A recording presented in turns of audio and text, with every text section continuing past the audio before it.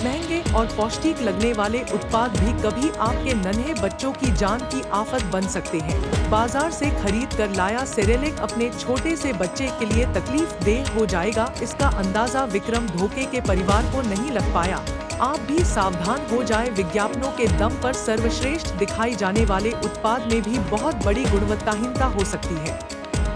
अमरावती के ढोके परिवार ने अपने दूध पीते बच्चे को केवल सेरेलेक खिलाया।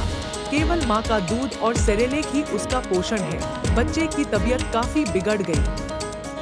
लगातार उल्टी और लूज मोशन से वह बिल्कुल लुस्त पड़ गया। डॉक्टर्स ने जांच कर बताया कि उसे विषाक्त भोजन दिया गया है, पर उस नन्हे को तो केवल सेरेलेक ही दिया जाता था। बाजार से लाया हुआ सेरेलेक का पैकेट खोलने पर तो जैसे माता पिता के होश ही उड़ गए। बच्चे के उस खाद्य में जीवंत इल्लियां भरी पड़ी थी। गुस्साए माता पिता ने संबंधित अन्न और औषधि विभाग में शिकायत दर्ज की। विभाग ने नेस्ले सेरेलेक कंपनी के उस विषाक्त पाउडर का नमूना लिया गया और जांच के लिए भेजा गया। इस संबंध में नेस्ले इंडिया के प्रवक्ता ने कहा, हम बच्चे के माता पिता के संपर्क में हैं और उम्मीद करते हैं कि बच्चा जल्द ही ठीक हो जाएगा। हमने उसी बैच के उत्पाद भी जांच के लिए भेजे हैं। माझं नाव माधुरी विक्रम ढोके। मला 1 वर्षाचं बाळ आहे। तो दुधाव्यतिरिक्त सेरेलॅक्स घेतो, पौष्टिक आहार म्हणून त्याला सेरेलॅक्स देतो आम्ही। तर त्याला सेरेलॅक्समुळे फूड इन्फेक्शन झालेलं आहे।